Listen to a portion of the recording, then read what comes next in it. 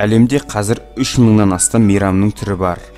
Елестетейік, егер сен күнде бір ғана мейрамды тойласаң, не болады? Мысалға, жаңа жыл. Онда сенің жасың 70-ке келгенше 26 000-нан астам жаңа жылды қарсы аласың. Күнде шыршаны безендіресің, жұмысқа да, мектепке де бармайсың. Өйткені сенің әр күнің жаңа жыл. Адамдардың 77% жаңа жылды үйінде тойлайды. Сонда адамдар үйінен ешқашанда ұзап кетпейді. Күнделікті елбасының жаңа жылдық құттықтауын тыңдайтын боламыз. Телевизордан күнде один доманы көрсететін болады. Жер бетінде көптеген өзгерістер орын алып, адамдар қатты өзгере бастайды. Сен жаңа жылды күнде тойлау жақсы деп ойлайсың ба?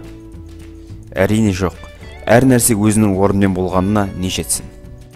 Видеоларымызды достарымызға таратып, 10 000 жазылушыға жеткізіп, каналымызды дамытайық.